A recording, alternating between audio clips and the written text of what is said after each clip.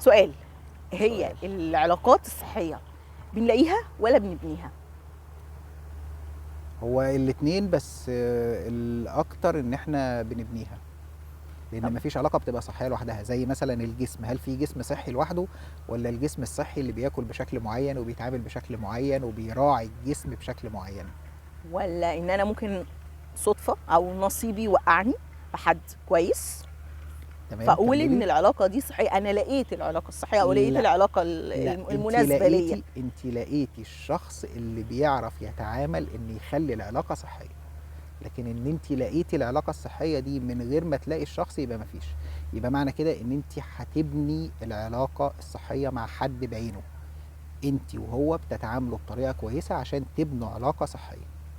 طب الاحسن اني انا اجاهد في علاقه عشان اقومها اخليها صحيه، ولا ان انا من الاول ادور على الحد اللي عنده المينيموم للحاجات دي؟ مش هقول بقى المينيموم يعني، بس يعني على الاقل على الاقل 50 60%، اللي هو ال- ما تعبش. في ناس مع مدرسه اللي هو ايه، ما تحرقش جاز في العلاقه، يعني ما تستاهلش، لا خلاص.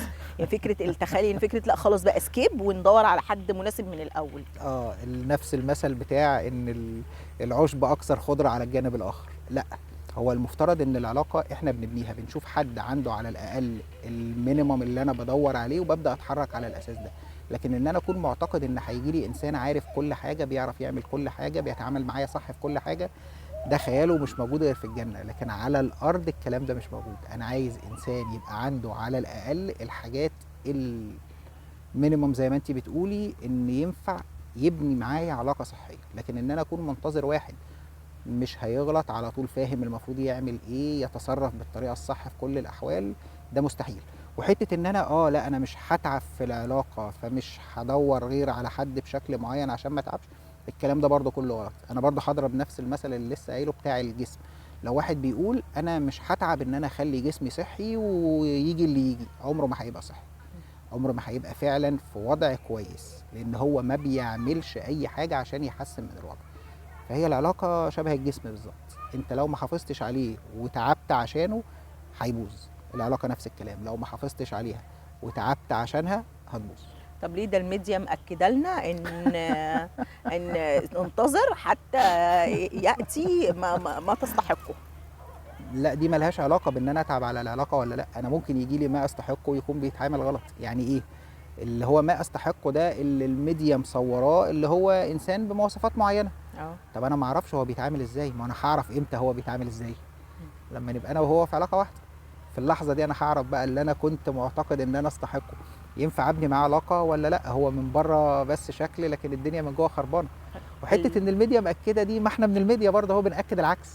طيب المعافره صحيه في العلاقه؟ يعني ان انا عافر، ان انا عارف مثلا ان اللي معايا دي عنيده. انا عارف عنيده في الاول. على فكره انتوا برضو كلمه عنيده دي مطاطه. انتوا مجرد ان اللي معاكم ما سمعتش كلامكم من اول مره انتوا بتسموها عنيده. كملي وهشرح يعني انا بعدين. من وجهه نظري انا ان ما فيش بني ادم عنيد، ان في بني ادم مش عارف يخش للبني ادم من المدخل الصح بتاعه. لا، في بني ادم عنيد، والرجاله مش بتفسر من اول مره. العنيده بالنسبه للراجل بتبقى باينه، مش مجرد انها ما سمعتش الكلام، بيبقى من ردود افعالها. الكلمه اللي باغلب الستات واغلب البنات بيقولوها، ودي من قمه العند، اللي هو انت لازم تقنعني عشان اعمل. خاصه في علاقه طبعا، مم. عشان بس الكلام يبقى واضح. انت لازم تقنعني عشان اعمل. لا، انا مش لازم اقنعك عشان اعمل. لو مش مقتنعه عنك ما عملتي، هروح اشوف واحده تقتنع من الاول. يعني اللي هو اول ما انا اقول لها تبقى الدنيا تمام. لكن اعتقاد ان انت تملي لازم كل حاجه يتم شرحها، لا ده عند. انت ما عندكيش ثقه في اللي بيكلمك. اصل مثلا المثال ده بيضايق ستات كتير من كتر ما هو بسيط. انا لما ابويا يجي يقول لي اعمل الحاجه دي واقول له لا، انا كده بقى عنده ولا لا؟ دلوقتي بقت المدرسه اللي هو اقنع الطفل، لا، ما ينفعش. اديله الاسباب. ازاي اقنع طفل؟ الطفل اساسا ما بيفكرش بمنطقيه. ازاي اقنع طفل؟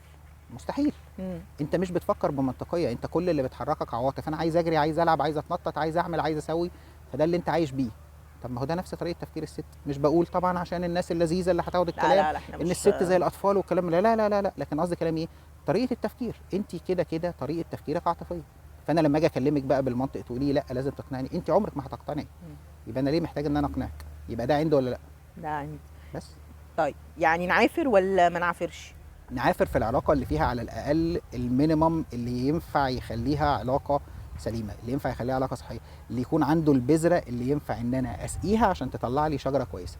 لكن لو البذره من الاساس مش موجوده يبقى انا بتعب على الفاضي، يبقى انا زي ما بيقولوا كده بحرت في البحر.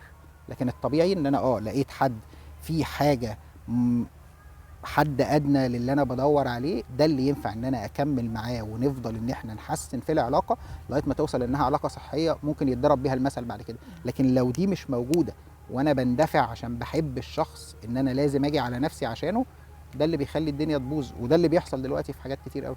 فانا ما عافرش غير لما يكون فيه الحد الادنى، ما قبل ذلك لا. يعني يبقى عندي اساس اعافر منه. طبعا، مش مجرد هتحرك على اساس ايه؟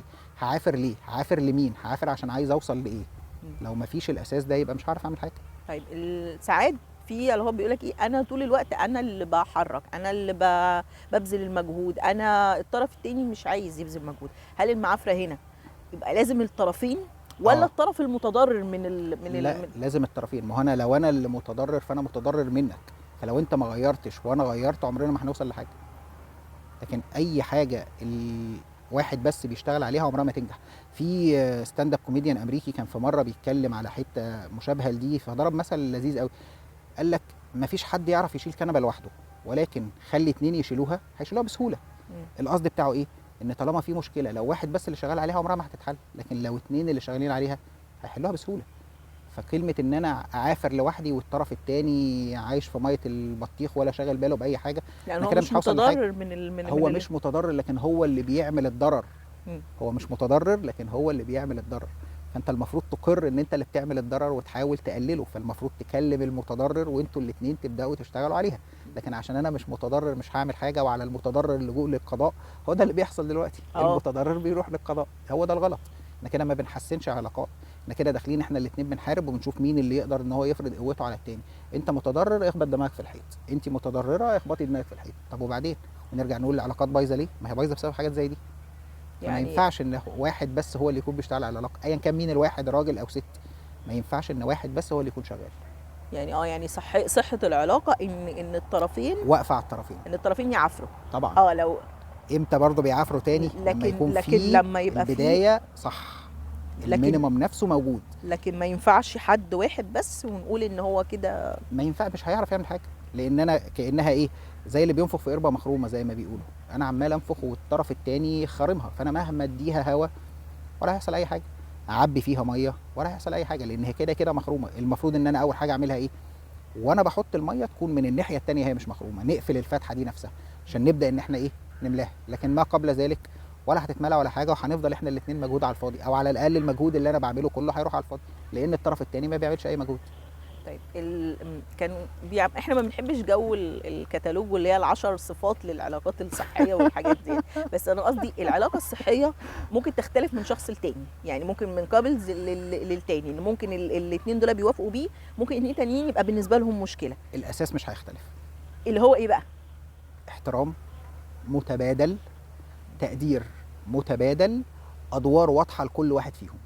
دول اهم حاجه لاي علاقه صحيه. احترام متبادل، الاثنين بيحترموا بعض. تقدير متبادل، الاثنين بيقدروا اللي الاثنين بيعملوه عشان بعض. وثالث حاجه ان كل واحد فيهم عارف دوره. انا عارف ايه دوري وبعمله، وهي عارفه ايه دورها وبتعمله.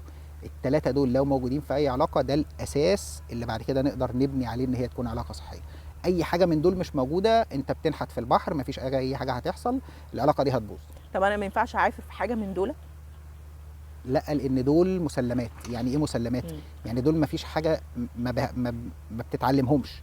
انت يا بتحترم الست اللي معاك يا ما بتحترمهاش، يا انت عارف دورك يا انت مش عارف دورك، يا انت بتقدر الست اللي معاك يا ما بتقدرهاش. دي ما بتتعلمش، دي يا اما هي موجوده انت بتعملها يا اما مش موجوده. يعني دي الحاجات التانية هي اللي في الاساسيات. بالظبط كده. الحاجات التانية هي اللي ممكن نروح ونيجي وناخد ونعمل، وقابل هنا مش عارف متفقين على كده ومبسوطين، قابل تاني العكس تماما ولكنهم مبسوطين، وهكذا.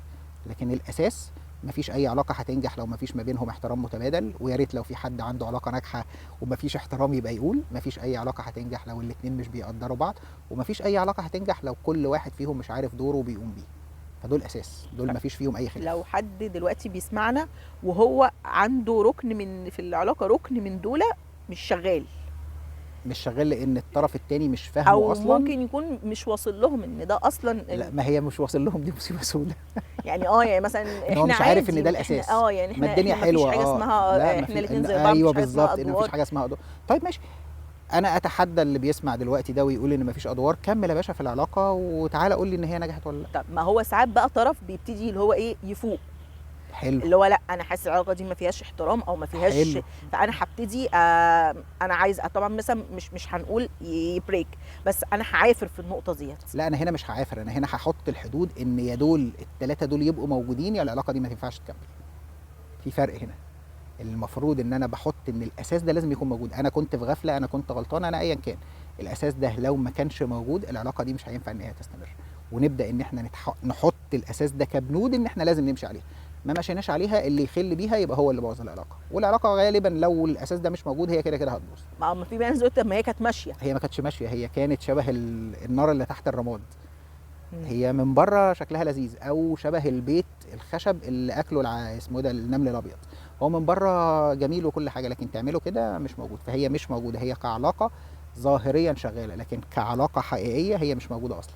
يعني احنا لو في بند واقع من الحته ديت لازم يعني لازم ندي فرصه، يتظبط. يعني اللي هو ان نبتدي احنا نقف ونقول احنا دلوقتي الوضع ده غلط، الاساس المفروض يكون واحد اتنين تلاته، ولازم احنا الاتنين نمشي على هذا الاساس. في اللحظه دي الطرف اللي مش عايز يحسن هيبان وهيقول لا انا مش عايز والدنيا كانت ماشيه. خلاص، طالما انا لقيت ان الطرف اللي معايا مش ناوي ان هو يتعب عشان العلاقه دي، يبقى الافضل ليا ان يعني انا هو هنا انسحب مش منها. هيبقى هو اللي نهى العلاقه. لا بالعكس، انا لما جيت احسن فيها واقول ان الصح فيها ان يبقى كده، انت مش عايز، فخلاص مع السلامه، مش هتعب نفسي، لان انا كده فعلا هبقى بحرت في البحر. يعني اللي في الموضوع ده مش هيتقال له ان انت حتى لو اتقال له، هو الكسبان ان هو يخرج من العلاقه دي في كل الاحوال. حتى لو اتقال، ما هو اغلب الناس اللي بتكون هي عندها المشكله بيحاول ياخد المشكله يرميها على طرف تاني عشان يحسس ضميره ان انا الدنيا معايا تمام. يا باشا حتى لو انت هتقول لي ان انا اللي بوظت العلاقه، بس انا عارف ان الاساس نفسه كان بايظ من عندك، فخلاص قول يا عم عليا، المهم ان انا مش هبقى معاك وهبقى مرتاح بعد كده. يعني حتى لو حد فاق بعد كده، ده مش ان هو ما يبقاش بالظبط. اسمه هو اللي نهى العلاقه، هي لا. كده كده اوريدي هي ان بايظه اجلا اصلا، او عاجلا كانت هي حق. بايظه بايظه، هي بايظه بايظه. فانت دلوقتي بتحط الاساس وشوف ايه اللي هيحصل. اي حد فعلا باقي ان هو يخلي العلاقه دي مكمله هيكمل معاك، اللي مش باقي هيقعد يقول لك لا انت اللي بوظتها، انت اللي ما اعرفش ايه، ما احنا كنا تمام ما زمان احنا كنا تمام، ودلوقتي انت ما اكيد اعرفش سمعت ايه، انت لفلان، انت سمعت اكيد. لا بالعكس، انا ادركت الوضع. وبالمناسبه ممكن ان انا فعلا اكون سمعت، بس الفلان اللي كلمني على اصل، فانا جاي بتكلم في الاصل. الفروع ممكن نتكلم فيها، لكن الاصل ما ينفعش. بس تمام. نكمل الحلقات الجايه. باذن الله.